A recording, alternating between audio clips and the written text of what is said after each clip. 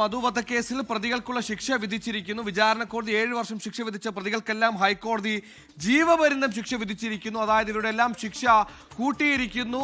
ജീവപര്യന്തത്തിലേക്ക് ഏറ്റവും പ്രധാനപ്പെട്ട വാർത്ത വരുന്നു. അട്ടപ്പാടിയിൽ ആൾക്കൂട്ടം വിചാരണ ചെയ്ത് കൊലപ്പെടുത്തിയ മധു കൊലക്കേസിലൊടുക്കം പ്രതികൾക്ക് ജീവപര്യന്തം ശിക്ഷ എന്ന ഏറ്റവും പ്രധാനപ്പെട്ട വാർത്ത. ആകെ കേസിൽ 16 പ്രതികളാണ് ഉണ്ടായത്. അതിൽ 2 പേരെ വെറുതെ വിചാരണ കോടതി വിട്ടു. ഇന്ന് ഒരാളെ ഹൈക്കോടതിയും വെറുതെ വിട്ടു. അങ്ങനെ ആകെ കേസിൽ 13 പ്രതികൾക്കും ജീവപര്യന്തമെന്നാണ് മനസ്സിലാക്കുന്നത്. അതിൽ 50,000 രൂപ പിഴയുമുണ്ട്. 2 മുതൽ അതായത് 2 തൊട്ട് 15 വരെ, അതായത് 13 പ്രതികൾക്കും ഒന്നാം പ്രതി ഹുസൈൻ ഇന്ന് കോടതി വെറുതെ വിട്ടിരുന്നു. തെളിവുകളുടെ അഭാവത്തിൽ ഈ കൃത്യം നടക്കുന്ന സമയത്ത് അദ്ദേഹം ഈ കൊലപാതക സ്ഥലത്തില്ല എന്നുള്ള ഡീറ്റെയിൽ തെളിവുകളടക്കം പ്രതിഭാഗം ഹാജരാക്കിയതൊക്കെ പരിഗണിച്ച് ഒന്നാം പ്രതി ഹുസൈനെ വെറുതെ വിട്ടിരുന്നു. 2ാം പ്രതി തൊട്ട് 15 വരെയുള്ള പ്രതികൾ, ആകെ 13 പ്രതികൾക്ക് ജീവപര്യന്തം എന്ന ഏറ്റവും പ്രധാനപ്പെട്ട വാർത്ത. നേരത്തെ വിചാരണ കോടതി വെറുതെ വിട്ട അക്യൂസ്ഡ് 4ാം പ്രതിയും 11ാം പ്രതിയും വെറുതെ വിട്ട് വിചാരണ കോടതി വിധി ഹൈക്കോടതി ശരിവെച്ചിരുന്നു. 16ാം പ്രതി മുനീർ 3 മാസം മാത്രമായിരുന്നു വിചാരണ കോടതി ശിക്ഷ വിധിച്ചിരുന്നത്. ആ മുനീറിന് ഇപ്പോൾ 1 വർഷം തടവിന് കൂടി ഹൈക്കോടതി വിധിച്ചിരിക്കുന്നു. അതായത് ശിക്ഷ കഴിഞ്ഞിറങ്ങിയ മുനീർ വീണ്ടും ജയിലിലേക്ക് പോകേണ്ടി വരും. ഷാരിഖ് വിവരങ്ങളുമായി ചെയ്യുന്നു. ഷാരിഖ്, അങ്ങനെ വിചാരണ കോടതി വിധിച്ച ശിക്ഷയ്ക്ക് മേൽ ഹൈക്കോടതി ശിക്ഷ വിധിച്ചിരിക്കുന്നു, വിവരങ്ങൾ.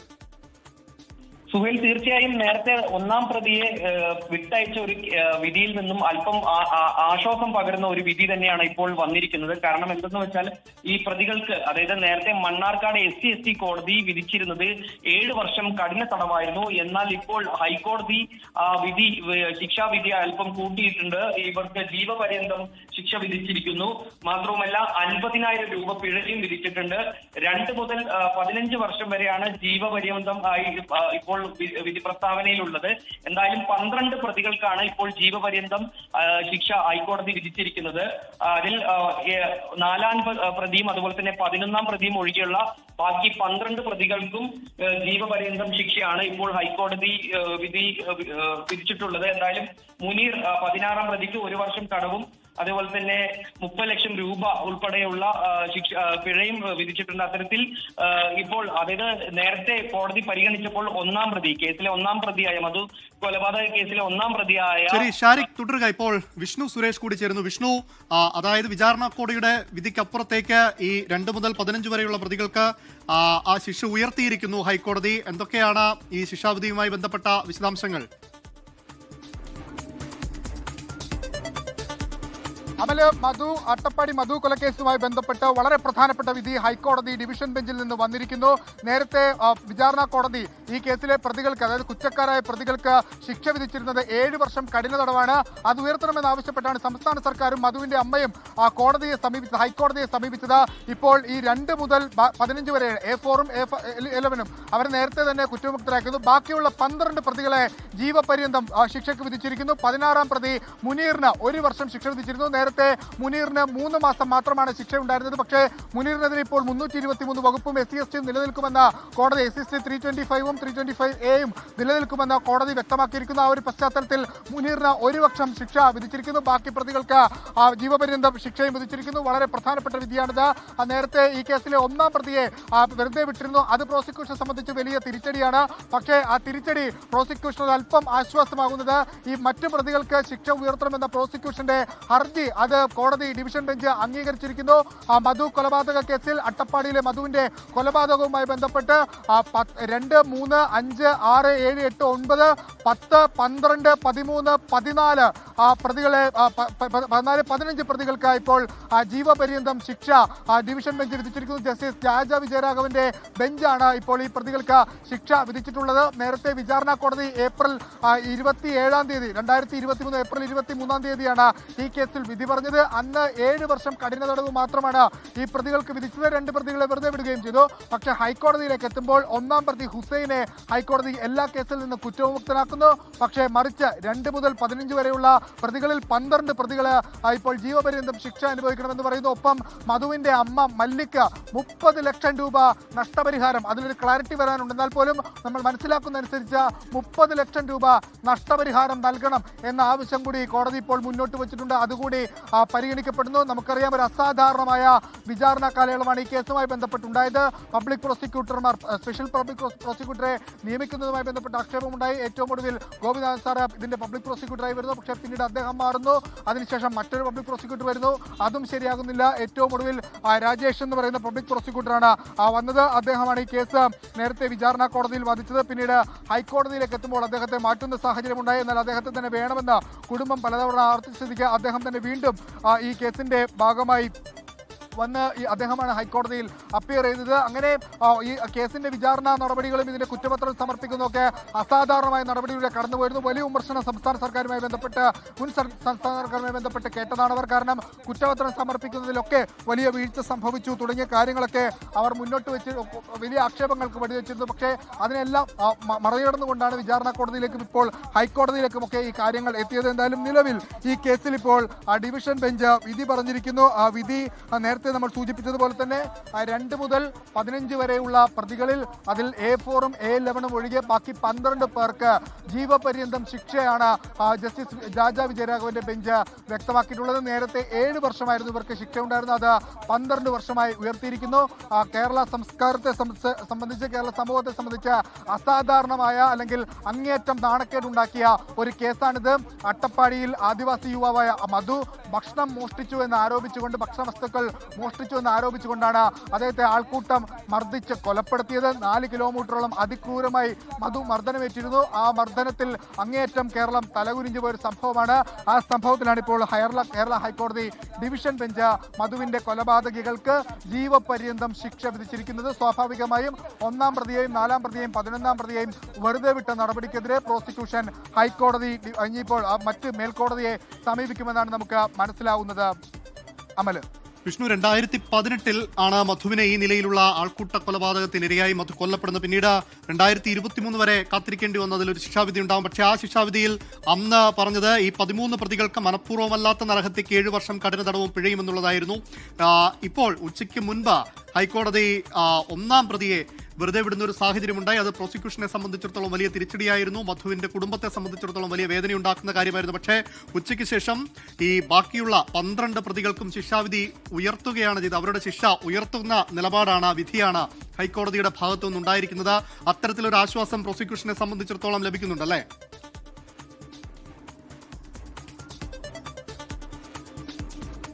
അമല്, പ്രോസിക്യൂഷനെ സംബന്ധിച്ചിടത്തോളം രാവിലെ നമ്മൾ പറഞ്ഞത് കനത്ത തിരിച്ചടി പ്രോസിക്യൂഷൻ ഉണ്ടായെന്നാണ്. കാരണം 1-ാം പ്രതി, ഈ കേസിലെ 1-ാം പ്രതി ഹുസൈനെ വെറുതെ വിട്ടതോടുകൂടി പ്രോസിക്യൂഷൻ വലിയ പ്രതിരോധത്തിലായിരുന്നു. പക്ഷേ അപ്പോഴും അവർ പറഞ്ഞത് ബാക്കി പ്രതികൾക്ക് പരമാവധി ശിക്ഷ ഉറപ്പിക്കണമെന്നാണ്. ഏറ്റവും അവസാനം ഉച്ചയ്ക്ക് മുൻപ് കോടതി പിരിയുന്ന ഘട്ടത്തിൽ പോലും അത്തരത്തിലുള്ള നിലപാട് പ്രോസിക്യൂഷൻ സ്വീകരിച്ചിരുന്നു. അത് കോടതി അംഗീകരിച്ചിരിക്കുന്നു. അതായത് 2 മുതൽ 15 വരെയുള്ള പ്രതികൾക്കെതിരെ പ്രോസിക്യൂഷൻ ഫ്രെയിം ചെയ്ത കേസ് അത് കൃത്യമായി നിലനിൽക്കും. അതുകൊണ്ടാണ് നിലവിൽ പറഞ്ഞിട്ടുള്ളത്. ഇവർക്കെതിരെ നിലനിൽക്കുന്ന വകുപ്പ് IPC 304(2), അതോടൊപ്പം തന്നെ SC/ST 325, 325A, 323, IPC 323, IPC 367 ഈ വകുപ്പുകളാണ് ഇപ്പോൾ ഈ പ്രതികൾക്കെതിരെ അധികമായി ചുമത്തപ്പെട്ടത്. നേരത്തെ 302 ഈ പ്രതികൾക്കെതിരെ ചുമത്തണമെന്ന് പ്രോസിക്യൂഷൻ ആവശ്യപ്പെട്ടിരുന്നു. പക്ഷേ ആ ആവശ്യം പരിഗണിക്കപ്പെട്ടിരുന്നില്ല. അതായത് പാർഷ്യലിയാണ് നിലവിൽ പ്രോസിക്യൂഷന്റെ ഹർജി പരിഗണിക്കപ്പെട്ടത്. എന്നാൽ പോലും ജീവപര്യന്തം എന്ന ആവശ്യം കൃത്യമായി തന്നെ അംഗീകരിച്ചിരിക്കുന്നു ഡിവിഷൻ ബെഞ്ച്. ആ പശ്ചാത്തലത്തിൽ പ്രോസിക്യൂഷനെ സംബന്ധിച്ച് ഒരു ആശ്വാസം കൂടി ഇതിലുണ്ട്. ഒരു വശത്ത് തിരിച്ചടി നേരിപ്പിച്ചെങ്കിൽ മറ്റേ വശത്ത് പ്രോസിക്യൂഷന് അനുകൂലമായി വന്നിരിക്കുന്നു. 16-ാം പ്രതി മുനീറിന് നേരത്തെ മണ്ണാർക്കാട് കോടതി 3 മാസം ശിക്ഷ മാത്രമാണ് വിധിച്ചിരുന്നത്. പക്ഷേ ഹൈക്കോടതി ഡിവിഷൻ ബെഞ്ചിലേക്ക് എത്തുമ്പോൾ അത് 1 വർഷത്തേക്ക് അധികമായി നൽകാനായിട്ട് ഇപ്പോൾ കോടതി നിർദ്ദേശിച്ചിരിക്കുന്നു. അത് നിലവിൽ പ്രോസിക്യൂഷനെ സംബന്ധിച്ചിടത്തോളം അങ്ങേയറ്റം ആശ്വാസം നൽകുന്ന ഒരു വിധിയാണ്. എന്തായാലും അല്പസമയത്തിനകം തന്നെ ഇതുമായി ബന്ധപ്പെട്ട പ്രോസിക്യൂട്ടറെയും അതോടൊപ്പം മധുവിന്റെ കുടുംബത്തിന്റെയും ഒക്കെ വിധി ഉണ്ടാകും. ഈ കേസിന്റെ ഒരു പശ്ചാത്തലമാണ് ഇത് ഏറ്റവും പ്രധാനപ്പെട്ട ചർച്ചയാക്കി മാറ്റിയത്. കാരണം വിശപ്പിന് വേണ്ടി ഭക്ഷണം എടുത്ത ഒരു മനുഷ്യനെ അതിക്രൂരമായി കുറെ ആളുകൾ ചേർന്ന് തല്ലിക്കൊലപ്പെടുത്തി. അത് കേരളത്തിന്റെ സാംസ്കാരികതയെ തന്നെ, അല്ലെങ്കിൽ കേരളത്തിന്റെ സാംസ്കാരിക ലോകത്തിന് തന്നെ വലിയ നാണക്കേടായി മാറിയ ഒരു സംഭവമായിരുന്നു അട്ടപ്പാടിയിലെ മധു കൊലപാതകം. ആ കേസിൽ വിചാരണ നടപടിയിലൊക്കെ അടക്കം അങ്ങേയറ്റം വീഴ്ചകൾ പല ഘട്ടത്തിലുണ്ടായിരുന്നു. പ്രത്യേകിച്ച് പബ്ലിക് പ്രോസിക്യൂട്ടറെ നിയമിക്കുന്നതുമായി ബന്ധപ്പെട്ട് സർക്കാരിനെതിരെ വലിയ ആക്ഷേപം ഉയർന്നിരുന്നു. ആ ആക്ഷേപങ്ങൾ ഒക്കെ മറികടന്ന് അവസാനം കുടുംബം പറഞ്ഞതുപോലെ തന്നെ അഡ്വക്കേറ്റ് രാജേഷ് എം മേനോനെ അഡീഷണൽ പബ്ലിക് പ്രോസിക്യൂട്ടറായി എത്തുന്നു. അങ്ങനെ വിചാരണ തുടങ്ങിയെങ്കിലും തുടർച്ചയായി കൂറുമാറ്റം ഉണ്ടായതോടെ കുടുംബം ഡയറക്ടർ ഓഫ് ജനറൽ പ്രോസിക്യൂഷൻ സമീപിച്ച് രാജേഷ് എം മേനോനെ ASP ആക്കണമെന്ന് നേരിട്ട് നിർദ്ദേശിക്കുകയായിരുന്നു. അങ്ങനെ അദ്ദേഹം ആ കേസിന്റെ പ്രധാനപ്പെട്ട ചുമതലയ്ക്ക് എത്തുന്നു. 127 സാക്ഷികൾ, പ്രധാനപ്പെട്ട 24 പേര് കൂറുമാറിയ ഒരു കേസാണ്. അതായത് മധുവിന്റെ ബന്ധുക്കളടക്കമുള്ള സാക്ഷികൾ കൂറുമാറിയ ഒരു കേസ് കൂടിയാണ്. അങ്ങനെ ഒരുപാട് വെല്ലുവിളികൾ ഇതിന്റെ വിചാരണ നടപടിയിൽ നേരിട്ടിരുന്നു. ആ വിചാരണ നടപടിയിൽ നേരിട്ട വെല്ലുവിളിയാണ് ഈ പ്രതികൾക്ക് ജീവപര്യന്തം എന്ന ശിക്ഷയിൽ നിന്ന് 7 വർഷത്തിലേക്ക് ഈ കേസ് വിചാരണ കോടതിയിലേക്ക് എത്തുമ്പോൾ മാറിയത്. പക്ഷേ അതിനെ ചോദ്യം ചെയ്താണ് സ്പെഷ്യൽ പബ്ലിക് പ്രോസിക്യൂട്ടർ അടക്കമുള്ള ആളുകൾ ഹൈക്കോടതിയിലേക്ക് എത്തിയത്. ഹൈക്കോടതിയിൽ അവർക്കിപ്പോൾ ഒരു പരിധിവരെ നീതി ലഭിച്ചു എന്ന് നമുക്ക് പറയാം. കാരണം അവരുടെ ആവശ്യം അംഗീകരിക്കപ്പെട്ടിരുന്നു. ഇനിയിപ്പോൾ സ്വാഭാവികമായും ഒന്നാം പ്രതിയെയും A4 ആയ അജിത്തിനെയും A11 ആയ കരീമിനെയും അബ്ദുൾ കരീമിനെയും വെറുതെ വിട്ടതിനെതിരെ സ്വാഭാവികമായും മേൽക്കോടതിയിലേക്ക് പോകും. പ്രോസിക്യൂഷനെ സംബന്ധിച്ച് ഒരു വശത്തൊരു നേരിയ തിരിച്ചടി ഉണ്ടെങ്കിൽ പോലും മറ്റു പ്രതികൾക്ക് ജീവപര്യന്തം അനുവദിച്ചത് അത് ഒരു വലിയ നേട്ടമായി തന്നെ പ്രോസിക്യൂഷന് ഉയർത്തിക്കാട്ടാനാകാം. എന്തായാലും കേരളം ഏറെ ചർച്ച ചെയ്യപ്പെട്ട, കേരളത്തിനേറെ നാണക്കേടുണ്ടാക്കിയ ഒരു സംഭവത്തിൽ ആ കുടുംബത്തിന് ഒരു പരിധിവരെ നീതി ലഭിക്കുന്ന രീതിയിലേക്ക് ഡിവിഷൻ ബെഞ്ചിന്റെ വിധി ഇപ്പോൾ എത്തിയിരിക്കുന്നു. വിഷ്ണു, ഒരു കാര്യം കൂടി, ഇപ്പോൾ മധുവിന്റെ അമ്മയ്ക്ക് ഒരു 30 ലക്ഷം രൂപ നഷ്ടപരിഹാരം നൽകണം എന്നുള്ള ഒരു കാര്യം കൂടി ഹൈക്കോടതി പറഞ്ഞതായി അറിയുന്നു. ആ കാര്യത്തിൽ എന്തെങ്കിലും സ്ഥിരീകരണമുണ്ടോ? അത്തരത്തിൽ മധുവിന്റെ അമ്മയ്ക്ക് നഷ്ടപരിഹാരം നൽകുന്നതുമായി ബന്ധപ്പെട്ട് എന്താണ് കോടതി വിധിയിൽ പറയുന്നത്? അമല് 30 ലക്ഷത്തോളം രൂപ മധുവിന്റെ അമ്മ മല്ലിക്ക് നഷ്ടപരിഹാരമായി കൈമാറണം എന്നാണ് ആവശ്യപ്പെട്ടിട്ടുള്ളത്. അതിപ്പോൾ 3 മാസത്തിനുള്ളിൽ നൽകണം എന്ന ഒരു ക്ലോസ് ഉണ്ടെന്നാണ് മനസ്സിലാക്കുന്നത്. അതിന്റെ കൂടുതൽ വ്യക്തത വരണമെങ്കിൽ പബ്ലിക് പ്രോസിക്യൂട്ടർ അടക്കമുള്ള ആളുകൾ പുറത്തേക്ക് വരേണ്ടതുണ്ട്. നിലവിൽ കോടതി നടപടികൾ പൂർത്തിയായതേ ഉള്ളൂ. അവർ അല്പസമയത്തിനകം തന്നെ പുറത്തേക്കെത്തുന്ന ഘട്ടത്തിലായിരിക്കും ഇതിന്റെ വിശദാംശങ്ങൾ ലഭ്യമാകുക. ഇതിൽ ഏറ്റവും പ്രധാനപ്പെട്ടത് വകുപ്പുകൾ തന്നെയാണ്. നിലവിൽ ഈ പ്രതികൾക്കെതിരെ, അതായത് ജീവപര്യന്തം ശിക്ഷ വിധിച്ചിട്ടുള്ള പ്രതികൾക്കെതിരെ ചുമത്തിയിട്ടുള്ള വകുപ്പുകൾ IPC 304(2), അതോടൊപ്പം തന്നെ SC/ST 325, 325A, അതോടൊപ്പം തന്നെ ഉപവകുപ്പ് അതായത് 323, 367 ഇത്രയും വകുപ്പുകളാണ് ഹൈക്കോടതിയിലേക്ക് എത്തുമ്പോൾ അധികമായി നിലനിൽക്കുമെന്ന് കണ്ടെത്തുകയും ഈ പ്രതികൾക്ക് ജീവപര്യന്തം ശിക്ഷയിലേക്ക് പോവുകയും ചെയ്ത് 304(2) എന്ന് പറയുന്നത് മനഃപൂർവ്വമായ നരഹത്യയാണ്. സ്വാഭാവികമായും അത് SC/ST ആക്ട് കൂടി വരുമ്പോൾ അതിന് ഈ പറയുന്നത് പോലെ തന്നെ നമ്മുടെ ജീവപര്യന്ത ശിക്ഷ അതിലേക്ക് എത്തുന്ന സാഹചര്യമുണ്ട്. ആ ഒരു കാര്യം കോടതി ഡിവിഷൻ ബെഞ്ച് അത് അംഗീകരിച്ചിട്ടുണ്ട്. ആ ഒരു പശ്ചാത്തലത്തിലാണ് നിലവിൽ ഈ കേസിലെ ബാക്കി പ്രതികൾക്ക്, അതായത് 7 വർഷം മാത്രം ശിക്ഷ അനുഭവിച്ച 7 വർഷം മാത്രം ശിക്ഷ വിധിച്ച മറ്റു പ്രതികൾക്ക് ഇപ്പോൾ ജീവപര്യന്തത്തിലേക്ക് എത്താനുള്ള പ്രധാനപ്പെട്ട കാര്യം ഈ വകുപ്പുകൾ നിലനിൽക്കുമെന്ന് ഡിവിഷൻ ബെഞ്ച് കണ്ടെത്തിയതോടെയാണ്. എന്തായാലും കനത്ത തിരിച്ചടി രാവിലെ പ്രോസിക്യൂഷൻ നേരിട്ടെങ്കിലും ഈ ശിക്ഷാവിധിയിലേക്ക് എത്തുമ്പോൾ പ്രോസിക്യൂഷനെ സംബന്ധിച്ച് ഒരാശ്വാസത്തിന്റെ കണിക അവിടെ കാണുന്നുണ്ട്. എന്നാൽ പോലും ഒന്നാം പ്രതി ഹുസൈനെ വെറുതെ വിട്ടത് ഒരു ക്ഷീണം തന്നെയാണ് പ്രോസിക്യൂഷൻ. സ്വാഭാവികമായും ആ ഉത്തരവ് ചോദ്യം ചെയ്തുകൊണ്ട് പ്രോസിക്യൂഷൻ മേൽക്കോടതിയിലേക്ക് പോകാനുള്ള സാധ്യതയാണ് നിലവിൽ കാണുന്നത്. അതിന്റെയൊക്കെ ഔദ്യോഗികമായ വിശദീകരണം അല്പസമയത്തിനകം തന്നെ നമുക്ക് ലഭ്യമാക്കാനാകുമെന്നാണ് പ്രതീക്ഷ. 2018 ഫെബ്രുവരി 22-നാണ് ആദിവാസി യുവാവ് മധു കൊല്ലപ്പെടുന്നത്. മുക്കോലി കവലയിൽ വെച്ച് മധുവിനെ ഇത്രയും പറയുന്ന ഈ പ്രതികൾ 2 മുതൽ 15 വരെയുള്ള പ്രതികൾ, അതിൽ A4-ഉം A11 ഒഴികെ ബാക്കി എല്ലാ പ്രതികളും 12ഓളം പ്രതികൾ അതിക്രൂരമായി മർദ്ദിച്ച് കൊലപ്പെടുത്തി എന്നുള്ളതായിരുന്നു കേസ്. ആ കേസിൽ ഒന്നാം പ്രതി ഹുസൈന്റെ ചവിട്ടേറ്റ മധു മരിച്ചു എന്നുള്ളതായിരുന്നു പ്രധാനപ്പെട്ട പ്രോസിക്യൂഷൻ ഘട്ടത്തിൽ. പക്ഷേ അത് പ്രൂവ് ചെയ്യാൻ പ്രോസിക്യൂഷൻ സാധിച്ചില്ല. കാരണം ഹുസൈനെതിരെ അന്ന് സാക്ഷി പറഞ്ഞത് 19 പ്രതികളാണ്. ഹുസൈൻ അവിടെ ഉണ്ടായിരുന്നത് തങ്ങൾ കണ്ടു, ഹുസൈൻ മർദ്ദിക്കുന്നത് കണ്ടു എന്നുള്ളതായിരുന്നു ആ സാക്ഷിമൊഴികളുടെ വസ്തുത. പക്ഷേ കോടതിയിലേക്ക് എത്തുമ്പോൾ ഡിഫൻസ് വളരെ കൃത്യമായി തന്നെ ആ സാക്ഷികളെ പൊളിച്ചു കളയുന്ന സാഹചര്യമുണ്ടായി. 8-19 പ്രതികൾ അന്നേ ദിവസം അവിടെ ഉണ്ടായിരുന്നില്ല എന്ന് CCTVയും അവരുടെ മൊബൈൽ ഫോണിന്റെ ടവർ ലൊക്കേഷനും ഒക്കെ കേന്ദ്രീകരിച്ച് കോടതിയിൽ പ്രൂവ് ചെയ്യാൻ ഡിഫൻസിന് സാധിച്ചു. അങ്ങനെയാണ് ഒന്നാം പ്രതി ഹുസൈൻ ഈ കേസിൽ കുറ്റവിമുക്തനാവുന്നത്. പക്ഷേ ബാക്കി എല്ലാ പ്രതികൾക്കുമെതിരെ പ്രോസിക്യൂഷൻ ഫ്രെയിം ചെയ്ത ക്രൈം അല്ലെങ്കിൽ ചാർജ് അത് വളരെ കൃത്യമായി നിലനിൽക്കാനും അത് കോടതിയിൽ പ്രൂവ് ചെയ്യാനും പ്രോസിക്യൂഷന് സാധിച്ചിട്ടുണ്ട്. അതുകൊണ്ടാണ് ഈ